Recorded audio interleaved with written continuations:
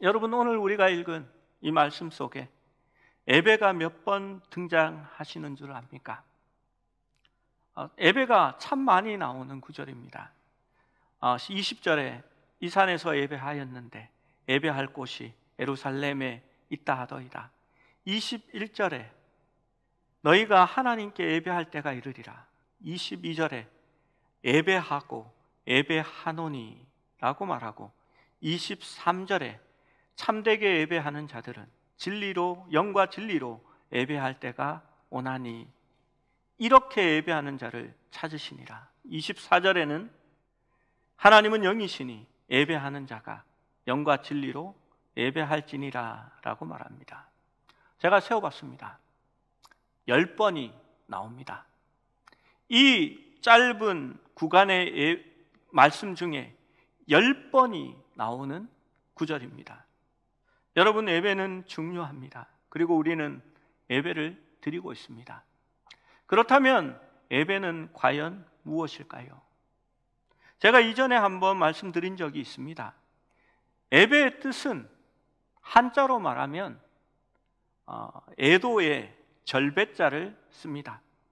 예의를 갖추어 절하다라는 의미를 갖고 있는 것입니다. 헬라어로는 프로스키네오라는 뜻을 단어를 사용합니다. 프로스라는 말은 뭐뭐에게, 누구에게라는 말입니다. 키네오라는 말은 입맞추다라는 말입니다. 그래서 누구에게 입맞추다라는 말이 바로 예배로 사용되는 단어입니다. 이것은 원래 주인이 들어오면 그 주인을 맞이하면서 그 발 아래 엎드려서 그 발에 입을 맞추는 모습을 나타내는 것입니다. 우리의 예배와 비슷한 단어입니다. 엎드려서 예를 갖추어 절하는 그러한 단어입니다. 그래서 이 단어는 만남과 교통을 의미하는 단어입니다. 예배라는 것은 하나님을 만나는 행위이고, 그 하나님을 만남에 있어서 우리의 태도를 가리키는 것이 바로 예배입니다. 그래서 예배를 임재라는 말로 바꾸어 쓰기도 합니다. 하나님이 오시고 임재하실 때에 우리가 마땅히 드려야 하는 예를 다하는 모습입니다. 그래서 우리는 찬양합니다. 이곳에 임재하소서, 주님을 기다립니다 라고 말하는 것입니다. 예배는 하나님의 우월하심과 위대하심을 인정하는 것입니다. 그래서 그 우월함에 합당한 자세를 취하는 것이 바로 예배입니다. 저는 조금 유교적인 그러한 가정에서 태어났습니다. 저희 아버지는 제가 학생 때에 멀리에 직장이 있었고요, 주말이 되면 차를 타고 집으로 오셨습니다. 그러면 우리가 무엇을 하고 있든지 간에 이렇게 쫓아나와서 문 앞에서 아버지 오셨습니까? 인사를 드리고, 아버지가 거실에 앉으면 저희는 그 앞에서 큰 절을 올렸습니다. 아버지는 높으신 분이고 그 자녀들이 마땅히 예를 갖추는 것이 옳다고 배웠기 때문입니다. 여러분, 우리는 찬양에 있어서 인내송을 합니다. 우리의 예배에서 격식을 갖추는 건 많지 않습니다. 천주교의 예배를 가면, 저도 아직까지 그 예배를 자세히 모르겠습니다. 앉았다 일어났다 앉았다 일어났다 앉았다, 그런 것이 계속해서 반복됩니다. 그런데 우리의 예배는 2번만 일어납니다. 임재, 하나님이 오심을 요청할 때에 우리는 일어납니다. 격식을 갖추는 거지요. 왜냐하면 높으신 하나님께서 우리 가운데 오신다라는 것을 생각하고 자리에서 일어나는 겁니다. 우리는 예배 드릴 때에 깨끗하고 단정한 복장을 취합니다. 자세를 다리를 꼬고 있거나 짝다리를 짚고 있어도 또 다리를 떨고 있더라도 예배가 시작하면 자세를 바로 가지게 됩니다. 오늘부터 임내송이 바뀌었습니다. 오늘 꽃들도 이렇게 임내송을 정했는데요. 아마 한 달이나 두 달 동안 임내 찬양으로 드릴 것 같습니다. 이곳에 생명샘 솟아나 눈물 골짜기 지나갈 때에 머자나 열매 맺히고 웃음소리 넘쳐나리라. 요즘 참 와닿는 찬양입니다.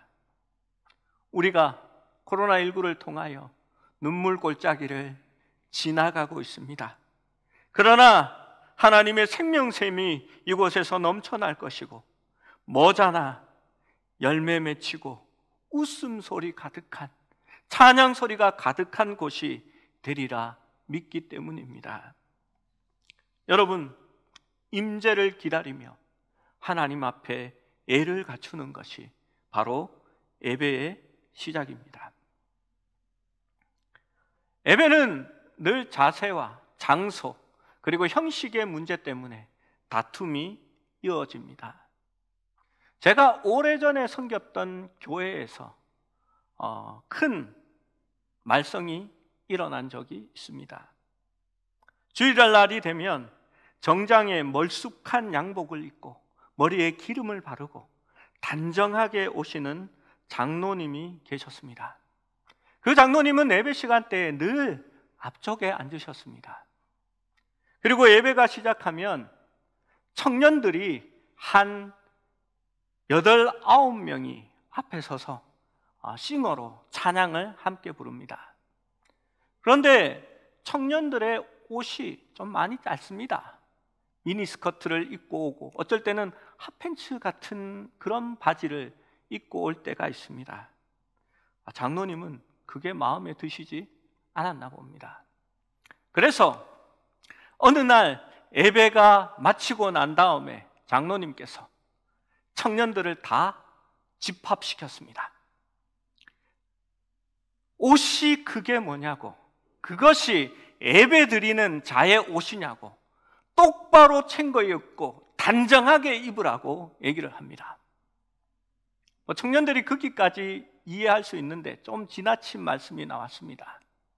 니네들이 단 위에 올라서 찬양을 하는데 밑에서 보면 빤스다 보인다 라고 얘기를 하시고 말았습니다. 청년들이 화가 났지요. 그 장로님이 계실 때는 아무 말도 못하고요, 장로님이 나가시고 난 다음에 제가 있는 자리에서 청년들이 화를 내고 그 말을 얘기합니다. 볼 거면 뚫어지게 바로 봐서 그게 빤스가 아니고 속바지라는 것을 분별 좀 하시지. 단정하게 입었는데 그 단정함의 기준이 다른 거지요. 그리고 이 청년이 뼈 있는 말을 합니다. 그렇게 와서 매일 예배 때에 주무실 거면 장로님은 불편한 잠옷을 입고 예배 드리는 것이지 그것이 단정한 옷이라고 생각하느냐고 그렇게 얘기를 했습니다. 제가 누구 편을 들어야 할까요? 그냥 웃었습니다. 여러분, 누가 바른 예배를 드리고 있는 사람일까요? 그래서 그 자매는 예배 때 제가 말씀을 전하면요, 길을 쫑긋 세우고 눈물을 흘리면서 말씀을 듣습니다. 그리고 찬양할 때는 바지야 좀 짧더라도 손을 들고 막 감격스러워하며 찬양을 하는 자매입니다. 누구의 잘못이 더 클까요? 누굴까요? 좀 어렵습니까? 목사의 잘못이 제일 큽니다. 왜냐하면 그래도 좀 기준에 단정한 옷을 입으라고 가르칠 수 있었는데 가르치지 않아서 그렇습니다. 장로님이 매일 예배에서 자는 것은 목사가 재웠기 때문에 자는 겁니다. 여러분, 그런데 제가 책임을 면피하려고 합니다. 제가 설교하고 나서 지금쯤 주무시는 분들은 제 책임입니다. 그런데 설교하기 전부터 주무시는 분들은 제 책임이 아닙니다. 제가 재운 게 아니지요. 여러분, 무엇이 옳을까요? 제 고향 교회에 실제 있었던 일입니다. 그 목사님이 교회가 부흥하자 한껏 고치되어서, 교회가 이렇게 부흥하는 것은 저의 설교가 너무 좋아서 그렇습니다 하면서 그 식당에 이렇게 맡아서 그 밥을 하시는 권사님께 물었습니다. 권사님, 그렇잖아요? 맞지요? 하니까 그 권사님이 이렇게 대답했습니다. 성도들은 밥맛이 좋아서 부흥한다고 하던데요. 이 목사님이 화가 나셨습니다. 일주일 동안 벼르고 있었는데 그 권사님이 예배 시간에 졸고 있는 겁니다. 이 목사님이 조금 못됐거든요. 그래서 이 목사님이 그 권사님을 부르면서, 김 권사님, 이렇게 훌륭한 말씀이 전파되는데 지금 자고 있습니까? 라고 하니까 그 권사님이 이렇게 얘기했습니다. 지가 재워놓고는 나한테 뭐라고 그래. 여러분, 예배 시간이 중요합니다. 피곤해서 잠이 온다라고 할 수도 있습니다. 그러나 애를 갖추어서 하나님과 만나는 시간입니다. 졸지 않기 위해서 주일 전날 일찍 주무십시오. 예배 시간이 중요하기 때문에 이 시간을 위해서 미리 단정하게 하십시오. 그것이 참된 예배자의 모습입니다. 여러분, 참되게 예배하는 자가 얼마나 귀한 줄 아십니까? 목사는요, 토요일 날 잠을 잘 못 잡니다. 저는 어제 3시 40분에 자서 6시 반에 오늘 일어났습니다. 그래도 쌩쌩해 보이지 않습니까? 왜 그런지 아십니까? 말씀을 전할 때에 성도들의 눈이 초롱초롱하게 바라보고 있습니다. 반응하시고 웃어주시고, 때로는 말씀에 눈물 지을 때에 그것이 저에게 은혜가 되고 내가 옳은 일을 하고 있다라는 보람을 느끼기 때문입니다. 23절 말씀에 예수님은 이렇게 말씀하십니다. 아버지께 참되게 예배하는 자들은 영과 진리로 예배할 때가 오나니 곧 이때라. 아버지께서는 자기에게 이렇게 예배하는 자들을 찾으시느니라. 여러분, 이 문장을 조금 해체해서 쉽게 말하면 아버지께서 참되게 예배하는 자들을 찾으신다라고 이야기합니다. 하나님은 참 예배자를 찾고 계십니다. 여러분, 하나님께서 찾으실 정도면 참 예배자가 정말 귀하다라는 것입니다. 여러분, 생각해 보십시오. 하나님이 못 찾는 것이 있을까요? 저는 잘 잊어버립니다. 그래서 두고 올 때가 많습니다. 처가에 가서는요, 입고 간 조끼 벗어놓고 와가지고 오다가 조끼. 그래서 제가 전화하지 못하고 아내한테 시킵니다. 내가 조끼 두고 왔는데 내 거니까 잘 보관해 주시면 다음에 갈 때 찾아간다고 얘기 좀 해줘. 그리고 무언가 중요한 것이 없으면요, 맨날 찾습니다. 핸드폰, 지갑. 그런데요, 중요하지 않으면 찾을 필요가 없습니다. 됐어, 나도 나중에 나오겠지. 그치만 중요한 것은 찾게 돼 있습니다. 하나님이 있는 곳이 몰라서 찾으시겠습니까? 왜냐하면 하나님이 찾으시는 것은 찾기가 어렵고 그만큼 귀중하기 때문에 찾으시는 겁니다.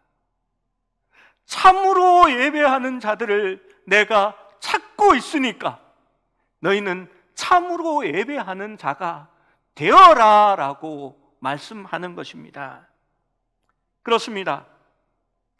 예배에 있어서 하나님의 관심은 장소나 분위기가 아니라 참으로 예배하는 자, 그 사람에게 관심이 가 있는 것입니다. 오늘날에도 예배의 초점은 늘 다르게 느껴집니다. 사람들은 자신에게 안정과 평안과 위안을 주는 장소, 그러한 분위기에 집착합니다. 여러분, 우리는 어떤 예배를 좋은 예배라고 생각하십니까? 많은 사람들이 웅장한 오케스트라 반주가 있는 그러한 예배를 좋은 예배라고 생각합니다. 많은 사람들이 함께 모여서 큰 소리로 찬양하는 것을 좋은 예배라 착각할 때도 있습니다. 여러분, 참되게 예배하는 것은 반주에 있지 않습니다. 찬양단의 찬양 인도에 있는 것이 아닙니다. 완벽한 오르간이나 그랜드 피아노 소리에 좌우되는 것도 아닙니다. 혹은 성가대의 숫자나 성가대의 완벽한 코러스에 예배가 달려있는 것이 아닙니다. 예배는 참되게 예배하는 사람에 달려있는 것입니다. 성지순례에 가면 사람들이 꼭 방문하는 곳이 있습니다.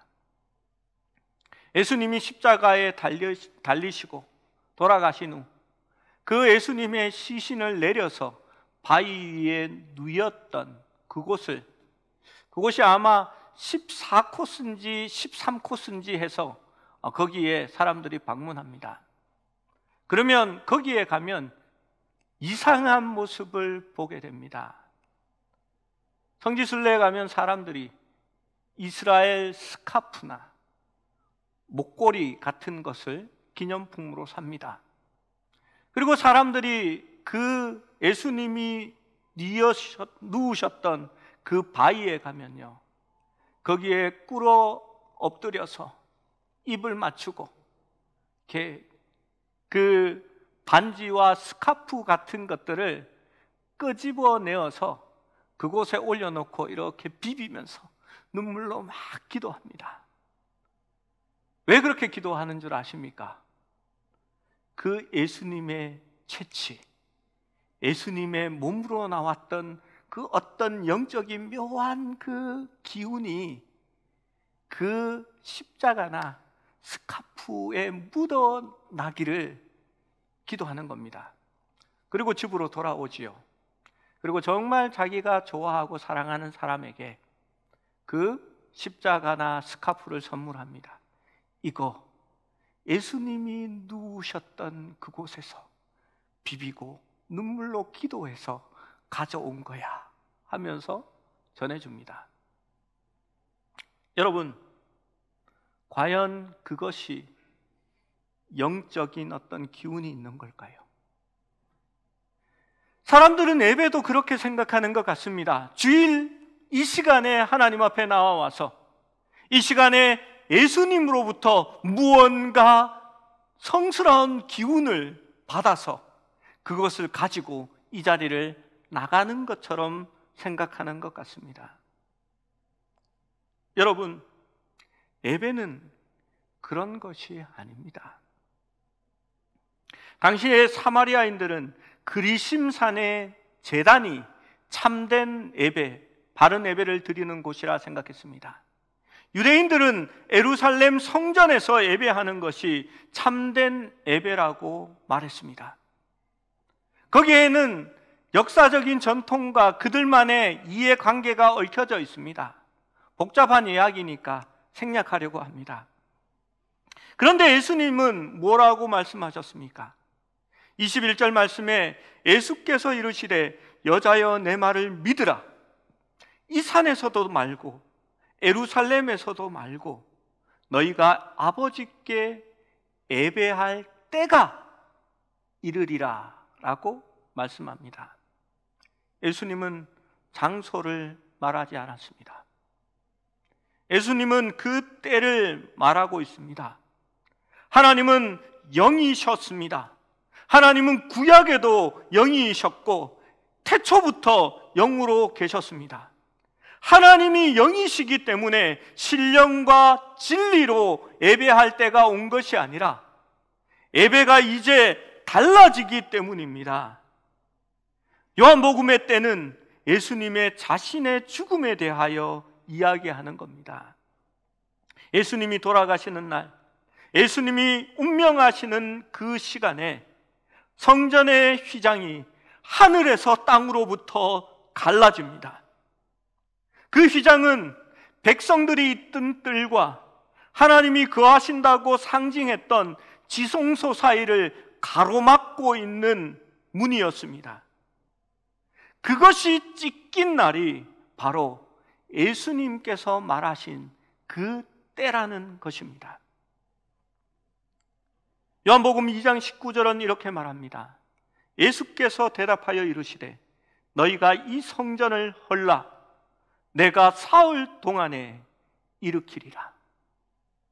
성전은 죄인인 우리가 하나님께 나아갈 수 있는 유일한 장소였습니다. 그곳이 바로 예배하는 장소였습니다. 사람과 하나님이 만나는 장소였기 때문입니다. 그런데 예수님께서는 그 성전을 헐으라 내가 사흘 만에 다시 세울 것이다 라고 말합니다. 예수님이 말씀하시는 성전은 건물이 아닙니다. 예수님 자신을 이야기하는 것입니다. 그분은 십자가에 돌아가셨습니다. 그리고 그 성전은 허물어진 것처럼 보였습니다. 그러나 3일 만에 예수님께서는 부활하셨습니다. 다시 새로운 성전, 완전한 성전이 세워졌다라고 말하는 것입니다. 예수님 자신이 새로운 성전이었습니다. 하나님과의 새로운 만남, 이제 임재의 장소가 예수님 자신이 되신다라는 것을 말씀하시는 것입니다. 지상의 성전에는 제단이 있었습니다. 그 제단에서 제물을 드렸습니다. 그런데 새로운 성전에는 그 제단이 필요 없습니다. 예수님 자신이 제단이자 제물이 되셨기 때문입니다. 지상의 성전에는 촛대에 초가 꽂혀져 있었고 거기에 빛을 발하고 있었습니다. 그것은 하나님의 빛을 상징하는 것이었습니다. 그러나 이제 새로운 성전에는 그러한 촛대가 필요 없습니다. 예수님께서 빛이 되셨기 때문입니다. 그 빛이 우리를 비추어 주시기 때문에 더 이상 촛대는 필요 없습니다. 예루살렘 성전에는 하나님의 생명을 상징하는 생명의 떡이 있었습니다. 그것을 진설병이라고 얘기했습니다. 더 이상 그 떡은 필요가 없습니다.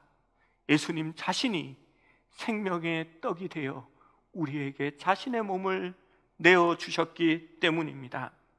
과거의 성전은 정결 예식을 위한 큰 물 항아리가 있었습니다. 예수님께서 물을 변하여 포도주가 되게 하신 그 돌 항아리 말입니다. 그런데 예수님은 그의 피로 우리를 정결케 하셨기에 더 이상 그러한 정결 예식의 물 항아리가 필요 없게 된 것입니다. 바로 예수님께서 우리의 속에서 영원히 넘쳐나는 생수가 되셨기 때문입니다. 바로 예수님께서 하나님의 성전이 되신 것입니다. 하나님께로 나아가는 길과 진리가 되신 것입니다. 그래서 예수님은 선포하셨습니다. 나는 길이요 생명이니 나로 말미암지 않고는 하나님께로 나아갈 수 없느니라.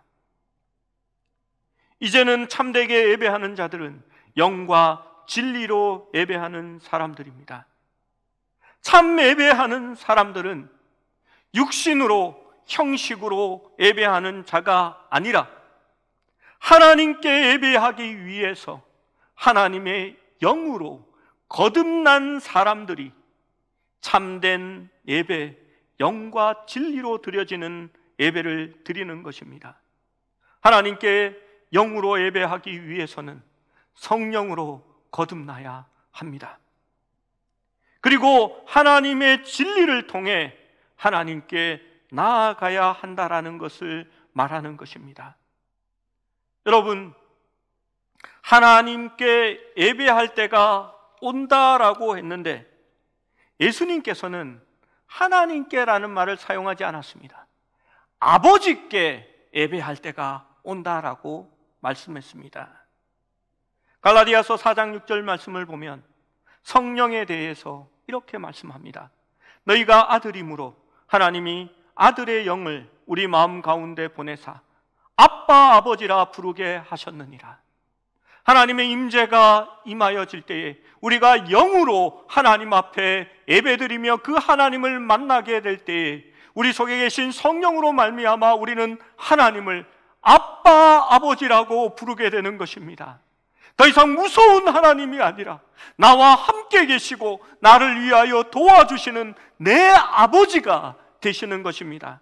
로마서 8장 15절 16절은 이렇게 말합니다. 너희는 다시 무서워하는 종의 영을 받지 아니하고 양자의 영을 받았으므로 우리가 아빠 아버지라 부르짖느니라. 성령이 친히 우리의 영과 더불어 우리가 하나님의 자녀인 것을 증언하노니라고 말씀합니다. 여러분, 우리는 예수 그리스도의 은혜로 말미암아 하나님의 성령을 소유하고 있습니다. 그 아들의 영이 우리에게 있음으로 말미암아 우리는 아버지 되신 하나님을 날마다 우리의 삶 속에서 만나고 있는 것입니다. 그 성전은, 우리가 하나님과 만나는 성전은 더 이상 그리심산에 있는 성전도 아니요 예루살렘에 있는 성전도 아닙니다. 그 성전은 이미 우리 가운데 임하였습니다. 그리고 우리는 날마다 우리 가운데 있는 예수 그리스도 되신 그 성전으로 말미암아 하나님의 영으로 날마다 매 순간 아버지 되신 하나님께 나아가고 있는 것입니다. 그래서 우리는 성전을 소유한 사람입니다. 우리가 성전입니다. 우리가 나쁜 일을 하지 아니하고 우리 몸에 해로운 것들을 절제하는 이유는 내가 내 속에 하나님의 성전을 모셔드렸기 때문인 것입니다. 요한복음은 빛 안에 거하라라고 말합니다. 그리고 영원히 솟아나는 생수를 너희 속에 준다라고 말씀합니다. 그리고 이제는 성전이 되신 예수 그리스도 안에서 장소와 시간에 속한 예배가 아니라 늘 예배 가운데 거하는 우리의 삶이 될 것이라고 말씀하고 있는 것입니다. 여러분, 요한복음은 그것을 말합니다. 잠시 은혜의 빛에 비침을 받는 것이 아니라 하나님을 믿는 사람들은 빛 안에 거하는 사람이라고 말하는 것입니다. 생수의 물을 한 번 먹고 경험하는 사람이 아니라 그 생수의 물이 우리 속에서 날마다 넘쳐나오는 것이라고 말씀하는 겁니다. 생명의 떡을 한 번 맛보는 것이 아니라 그 생명의 떡이 우리의 삶의 실체가 되고 날마다 그 떡으로 말미암아 배고프지 않는, 굶주리지 않는 사람이 된다라고 말하는 것입니다. 잠시 하나님의 은혜를 예배 시간에 한 번 맛보는 것이 아니라 하나님께 접붙임 바 되어서 그 나무에 달려 날마다 살아가는 삶을 바로 요한복음은 말하는 것입니다. 우리가 드리는 예배는 주일날 이 시간에 1시간 드리는 예배가 아닙니다.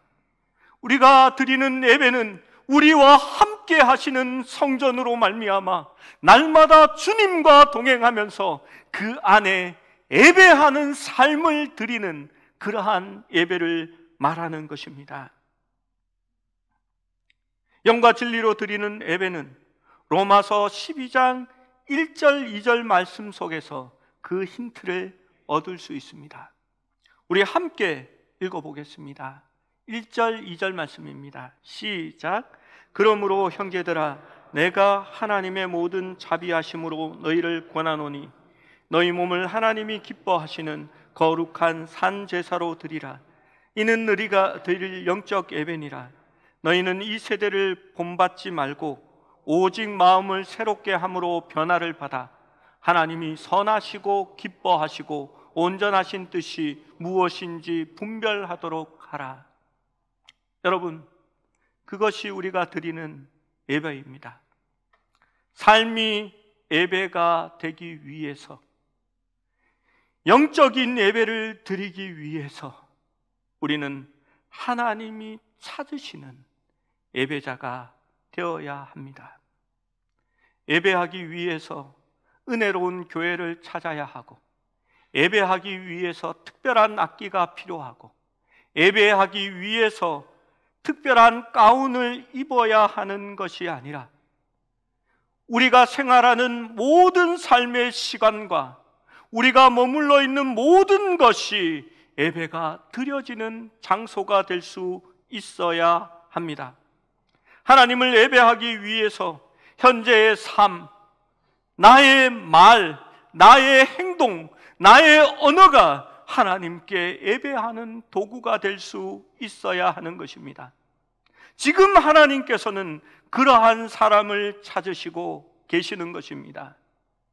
우리가 치러야 하는 예배의 전쟁은 교회 안에서 드려지는 악기나 형식에 대한 문제가 아니라 하나님의 선하시고 기뻐하시고 온전한 뜻을 지키기 위해서 우리의 삶 속에서 예배의 전쟁을 하고 있는 사람들입니다.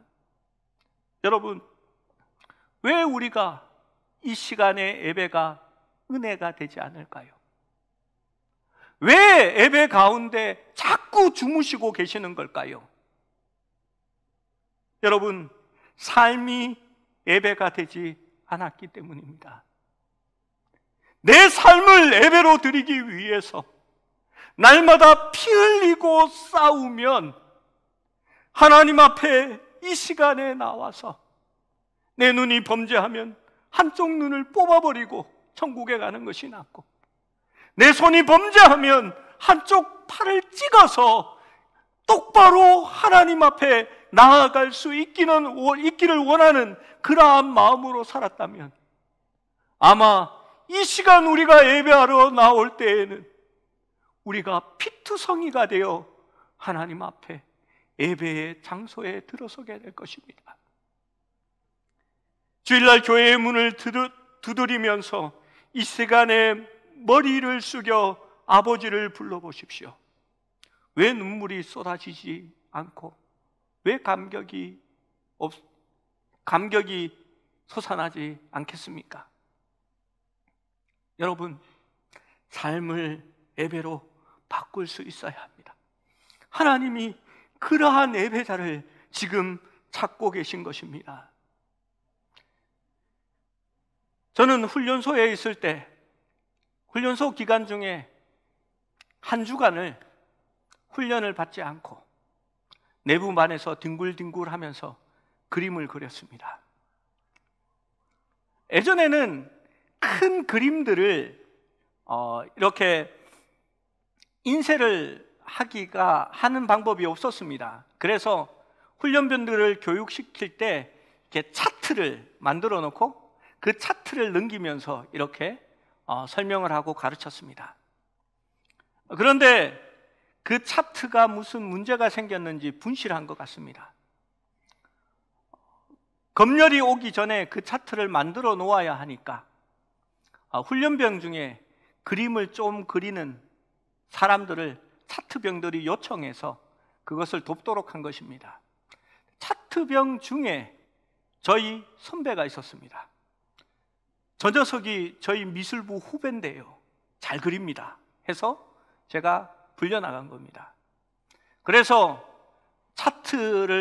차트에 그림을 그리는 일을 일주일 동안 했습니다.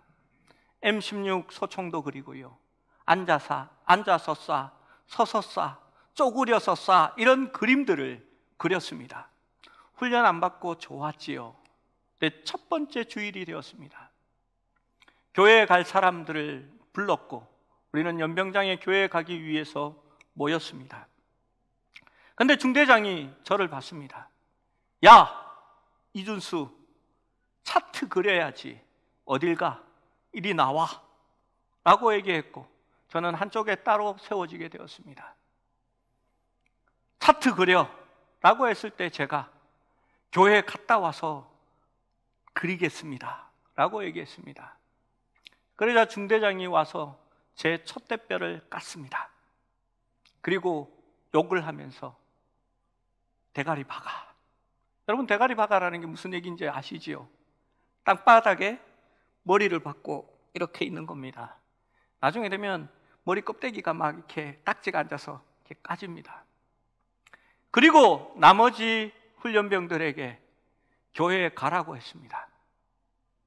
인솔자가 앞으로 가라고 했는데 훈련병들 전부가 움직이지 않았습니다. 함께 교회 가겠습니다 라는 소리가 나왔습니다. 중대장이요, 다 대가리 박아 라고 얘기했습니다.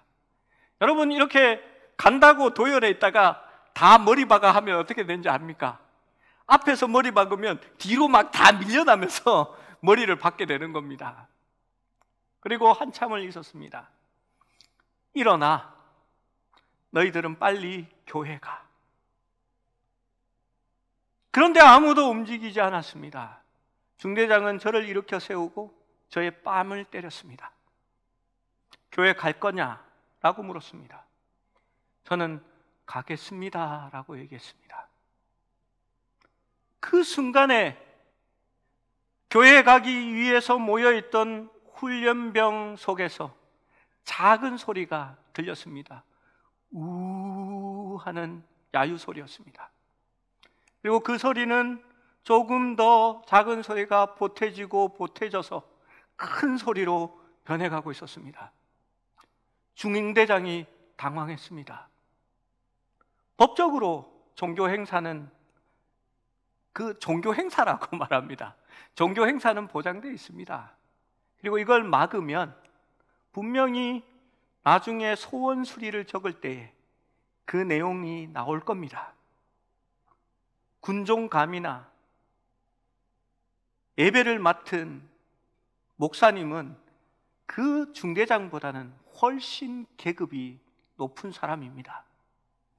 그리고 그 부대의 사단장이 교회에 다니는 분일 수도 있습니다.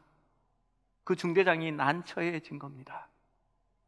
그래서 저를 일으켜 세우고 그 중대장이 이렇게 말했습니다. 진짜 믿음이 있는지 내가 한번 본 거야. 어서 교회 가. 그래서 저는 동료들의 맨 뒷자리에 서서 그 동료들과 함께 교회를 가게 되었습니다. 한 번도 본 적이 없었지만 그들은 나의 형제였고 그리스도 안에서 한 가족이었습니다. 교회로 가는 동안 앞에 있는 동료들이 저를 보고 웃어줍니다. 그리고 옆에 있던 동료들은 저의 등을 두드려주고 어깨를 감싸줍니다. 그들이 저 때문에 땅바닥에 머리 박고 기합을 받았다라고 생각한 것이 아닙니다. 함께 예배하는 것이 너무 좋았습니다. 허름한 훈련소 예배당, 그리고 어설픈 군목 목사님의 설교, 군종병의 그 형편없는 반주에도 우리는 예배 드리는 동안 계속해서 눈물이 흘러나왔습니다. 그것은 우리가 드릴 수 있는 참된 예배가 될 수 있었습니다. 사랑하는 여러분, 우리는 하나님을 예배하는 예배자입니다. 찬양의 가사처럼 내가 서 있는 곳 어디서나 하나님을 예배할 수 있어야 합니다. 우리의 영혼은 거룩한 은혜를 향하여, 하나님을 향하여 내가 서 있는 곳 그 어디서나 하나님께 예배할 수 있는 예배자가 되기를 하나님은 원하시는 것입니다. 그리고 이 시간에 하나님은 그렇게 예배하는 자들을 지금도 찾고 계시는 것입니다. 사랑하는 여러분, 이제 여러분의 삶 속에서 예배하십시오. 삶 속에서 하나님을 노래하시기 바랍니다. 여러분의 마음으로 찬양하시기 바랍니다.